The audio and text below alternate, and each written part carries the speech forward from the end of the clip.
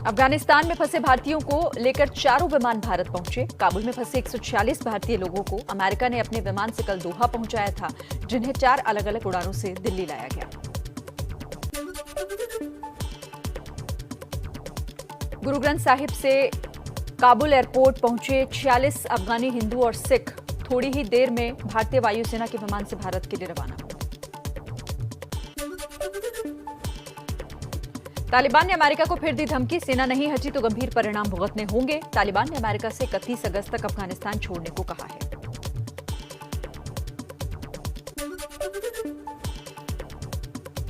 काबुल के हालात के बहाने केंद्रीय मंत्री हरदीप पुरी ने की सीएए की वकालत, कहा पड़ोस के हालात बता रहे हैं कि ये क्यों जरूरी है।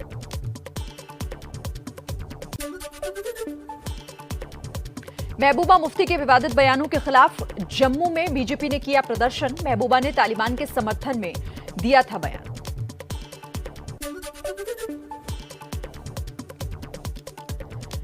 मिशन काबुल में एक और कामयाबी, काबुल से कल 168 लोगों को लाया गया। इनमें 23 अफगान सिख और हिंदू भी शामिल हैं। पिछले सोमवार से करीब 590 लोगों को लाया जा चुका है।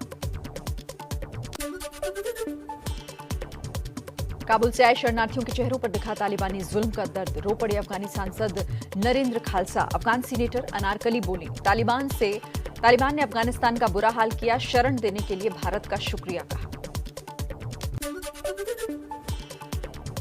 दिल्ली के वसंत विहार में यूएनएचआरसी के दफ्तर के बाहर अफगानी रिफ्यूजियों का प्रदर्शन। नागरिकता दिए जाने को लेकर सड़कों पर उतरे। भारत सरकार से इस मसले पर दखल देने की मांग की।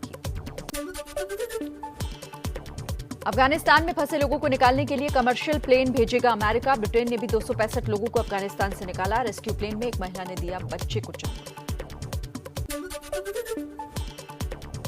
अफगान शरणार्थियों को रेस्क्यू करने के लिए प्राइवेट एयरलाइंस के 18 विमानों का इस्तेमाल करेगा अमेरिका। पेंटागन ने दी इजाजत।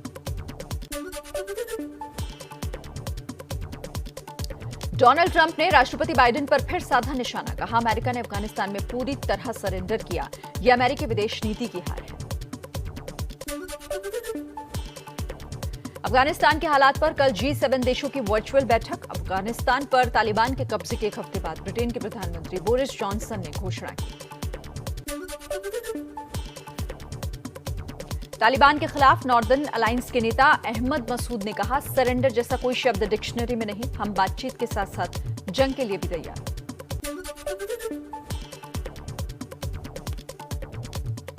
अहमद मसूद के समर्थन में जर्मनी में लोगों ने किया प्रदर्शन। तालिबान के खिलाफ मसूद ने मोर्चा खोला। तालिबान को दी है कड़ी चुनौती।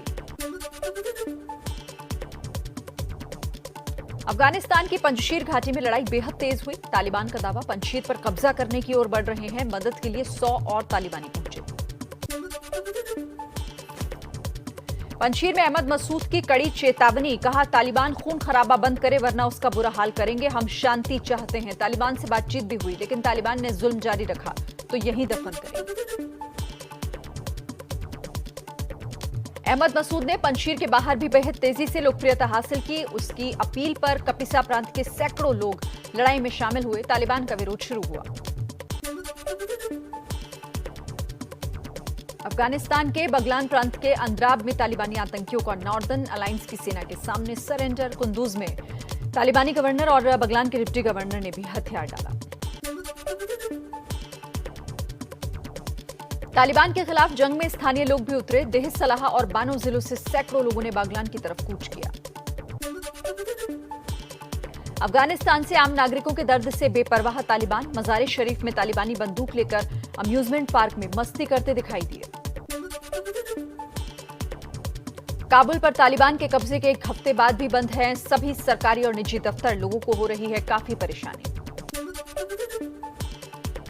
तुर्की ने ईरान से लगने वाली सीमा पर चौकसी बढ़ाई। अफगानिस्तान से आने वाले शरणार्थियों को रोकने के सेना के जवान इसके लिए तैनात किए गए हैं। ब्रिटेन की संसद के बाहर तालिबान के खिलाफ जोरदार प्रदर्शन। लोगों ने तालिबान को मान्यता न देने की मांग की।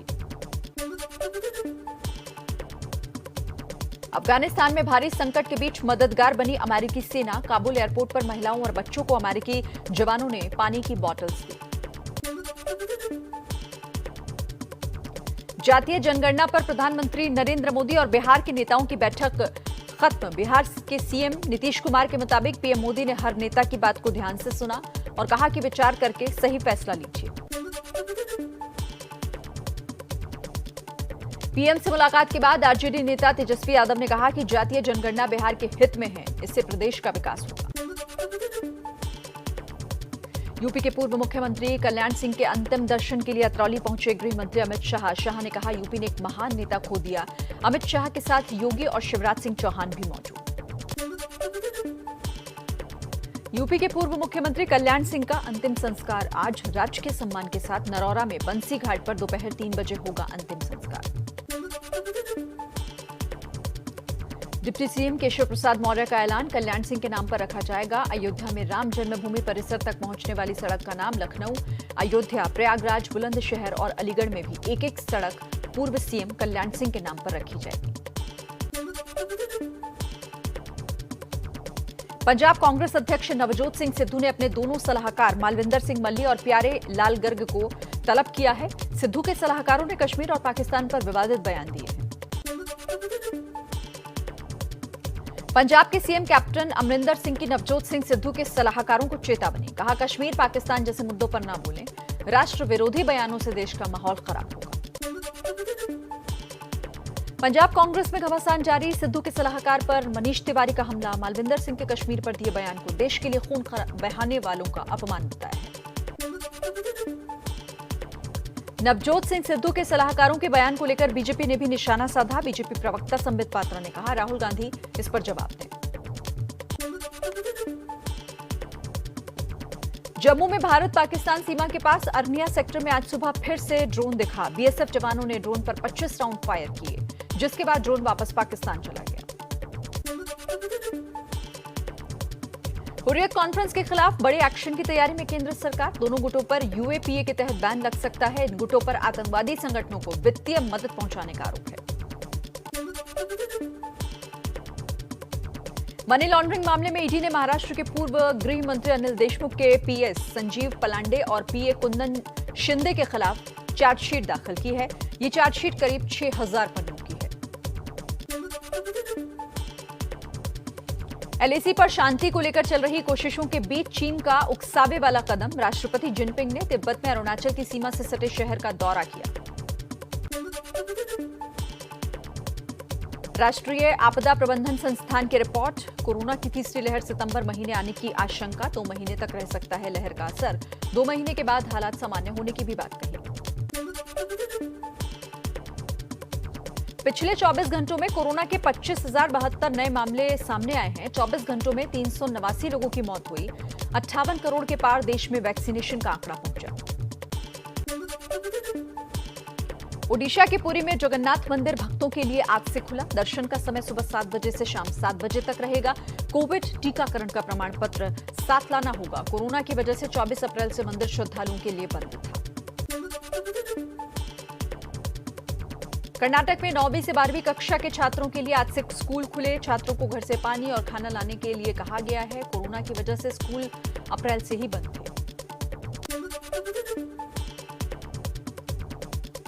मुंबई के नेस्को सेंटर के बाहर वैक्सीनेशन के लिए भीड़। 300 लोगों को पहली और 500 लोगों को दूसरी डोज दी जाएगी। बिहार में फिर सामने आई जेडीयू की गुटबाजी। मुजफ्फरपुर में उपेंद्र कुशवाहा के भावी मुख्यमंत्री बताने वाले पोस्टर लगे। कानपुर में समाजवादी पार्टी के विधायक इरफान सोलंकी की दबंगई। सरेआम एक इंस्पेक्टर को धमकाया, कहा जानते नहीं हूं मैं विधायक हूं। पंजाब के सीएम कैप्टन अमरिंदर सिंह की नवजोत सिंह सिद्धू के सलाहकारों को चेतावनी, कहा कश्मीर पाकिस्तान जैसे मुद्दों पर ना बोलें। सरकार और संगठन के बीच तालमेल बिठाने के लिए सीएम अमरिंदर सिंह और प्रदेश कांग्रेस अध्यक्ष नवजोत सिंह सिद्धू 10 सदस्यों वाली कमेटी बनाने पर राजी। आज से प्रदेश कांग्रेस कार्यालय में बैठेंगे मंत्री। सरकार के कामकाज पर नजर रखेगी समन्वय समिति। पंजाब में गन्ना किसानों की मांगों को लेकर सरकार से बातचीत रही बेनतीजा। गन्ना किसान गन्ने का मूल्य 400 रुपए प्रति क्विंटल करने की मांग कर रहे हैं। जालंधर में सड़कों और रेल की पटरियों को जाम कर रखा है। केंद्रीय मंत्री नारायण राणे के बयान पर शिवसेना नेता एकनाथ शिंदे का जवाब, कहा सरकार में मुझे फैसले लेने का पूरा अधिकार। राणे ने महाराष्ट्र में मंत्रियों की आजादी पर उठाए थे सवाल। मुंबई में सीएम उद्धव ठाकरे के पीए मिलिंद नार्वेकर के दापोली में 4000 स्क्वायर फीट में बने बंगले पर चला बुलडोजर। बीजेपी नेता किरीट सोमैया ने सीआरजेड कानून के उल्लंघन का आरोप लगाया था। आंध्र प्रदेश सरकार का बड़ा फैसला, सभी सरकारी दफ्तरों को ऑफलाइन रखने का आदेश। आदेशों को ऑफलाइन किया गया। विपक्ष का सरकार पर जनता से तथ्यों को छिपाने की कोशिश का आरोप। केंद्र में मंत्री बनने के बाद पहली बार सागर पहुंचे वीरेंद्र कुमार। जहां उनके पिताजी साइकिल बनाते थे, वहां लोगों ने मंच लगाकर जोरदार स्वागत किया। डॉक्टर वीरेंद्र कुमार की साइकिल सुधारने वाली कर्मभूमि का बैनर भी लगाया गया।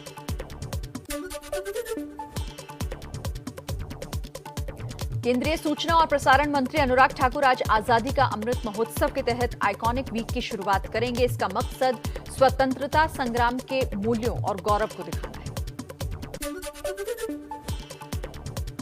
आयकर विभाग के नए पोर्टल में आ रही दिक्कतों के बाद आज वित्त मंत्रालय ने पोर्टल बनाने वाली आईटी कंपनी इंफोसिस के एमडी और सीईओ सलिल पारेख को तलब किया। हालांकि इंफोसिस ने कहा कि पोर्टल की खराबी ठीक कर ली गई। हरियाणा के गुरुग्राम के इफ्को चौक पर फ्लाईओवर की दीवार गिरी, वाहनों की आवाजाही हुई ठप। मुंबई के जोगेश्वरी विक्रोली लिंक रोड पर लगा भारी जाम। मेट्रो निर्माण के चल रहे काम की वजह से ट्रैफिक व्यवस्था लचर, काम पर पहुंचने वाले लोगों को हो रही है। इंदौर पुलिस ने युवक युवती के ठग गैंग का पर्दाफाश किया। बुजुर्गों को जाल में फंसाकर वीडियो बनाने और पैसे वसूलने का आरोप। 2 गिरफ्तार, एक साथी फरार, जिसकी पुलिस तलाश कर रही है। राजस्थान के सीकर में सवारियों से भरी हुई एक बस खाई में जा गिरी। बस में करीब 40 लोग सवार थे। गनीमत यह रही कि किसी की जान नहीं गई। 5 लोग गंभीर रूप से घायल हुए। गुजरात के वडोदरा में एक अस्पताल के सभी कोरोना मरीजों के ठीक होने के बाद खुशी का माहौल। स्टाफ ने गरबा खेला। कल आखिरी मरीज भी ठीक होकर घर लौटा। तमिलनाडु के कोयंबटूर में कोरोना के बढ़ते मामलों पर रोक लगाने के लिए ट्रांसजेंडर्स ने मोर्चा संभाला। सड़कों पर लोगों को मास्क बांटे, कोरोना गाइडलाइन का पालन करने की अपील की। बिहार के दरभंगा में बांध काटने के आरोप में जल संसाधन विभाग ने अज्ञात लोगों के खिलाफ एफआईआर दर्ज कराई। 2 दिन पहले माधोपट्टी में बागमती नदी का जिम्मेदारी बांध टूट गया था, जिसके बाद बाढ़ आ गई।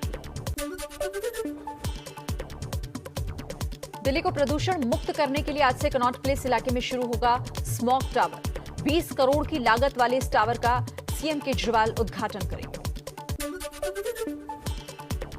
रक्षाबंधन पर पंजाब की पूर्व स्वास्थ्य मंत्री लक्ष्मी कांता चावला ने अटारी बॉर्डर पर बीएसएफ के जवानों को राखी बांधी।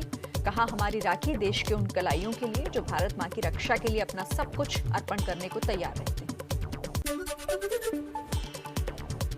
यूपी के कानपुर में व्यापारियों ने रक्षाबंधन का त्योहार अलग तरीके से मनाकर नायाब मिसाल पेश की। कोरोना में अपनों को खो चुकी बहनों से राखी बंधवाकर उन्हें सुरक्षा का एहसास दिलाया, आर्थिक मदद भी की। रक्षाबंधन के मौके पर इंदौर के एक भाई ने अपनी बहनों को नायाब गिफ्ट दिया। विवेक खंडेलवाल ने अपनी 9 बहनों को 5-5 लीटर पेट्रोल का उपहार भेंट किया।